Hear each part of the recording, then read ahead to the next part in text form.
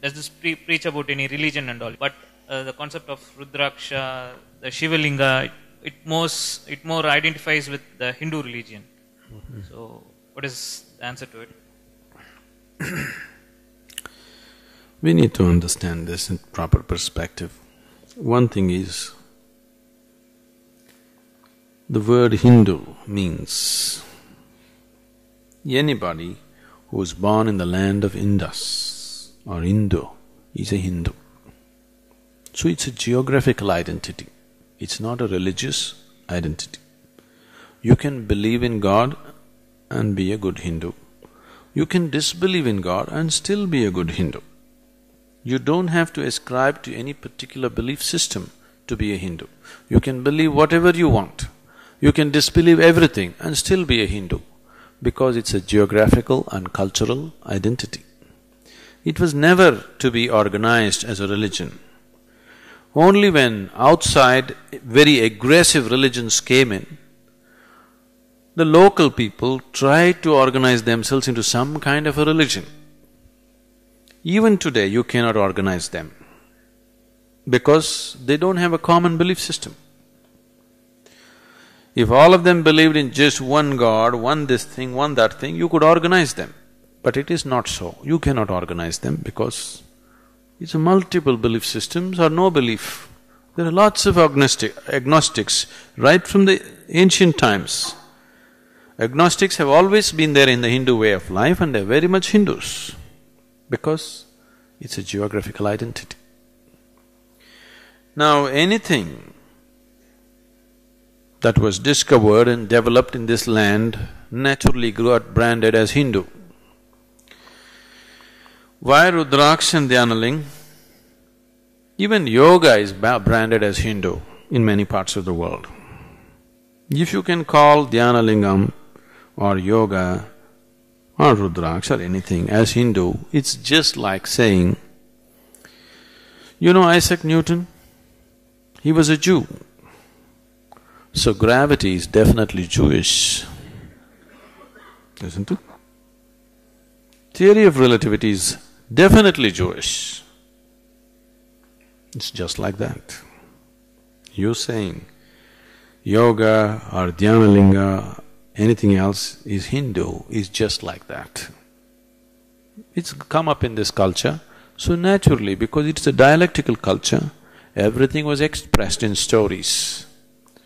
Not in A plus B equals C. That's not the way we made science here.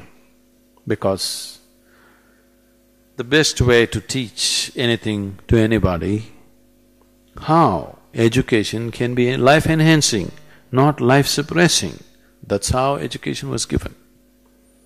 If you look at the Shiva Purana, you will see it's just pure physics. The highest dimensions of physics expressed in wonderful story forms. Today, modern education scientists are telling us, if a child enters a kindergarten school and goes through 20 years of formal education, let's say he comes out with a PhD, then they say 70% of his intelligence is irrevocably destroyed. Then you have a knowledgeable idiot.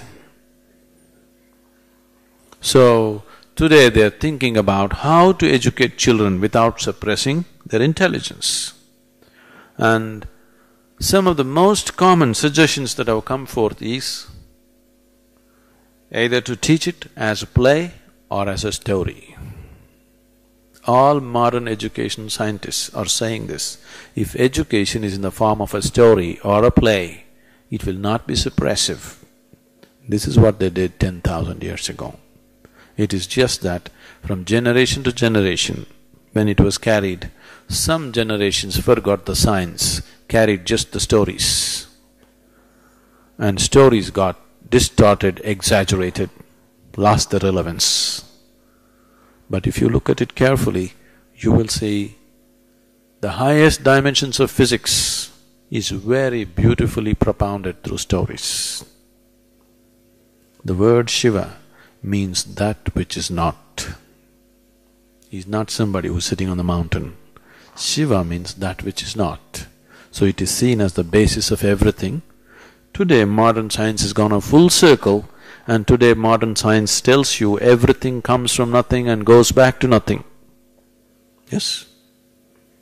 That's what Shiva means. That's why we call him the destroyer, because he's nothingness. Always every religion has said, God is everywhere, isn't it? What can be everywhere? Can something be everywhere? Something can be only somewhere, isn't it? Only nothing can be everywhere, isn't it so? So Shiva means nothingness, that which is not. So it's not a person. We have personified it so that you can relate to it. We have created energy forms of him so that you could relate to it and make it more accessible to you. But fundamentally it's a vast emptiness of the space which we are referring to as Shiva. So nothing Hindu about that.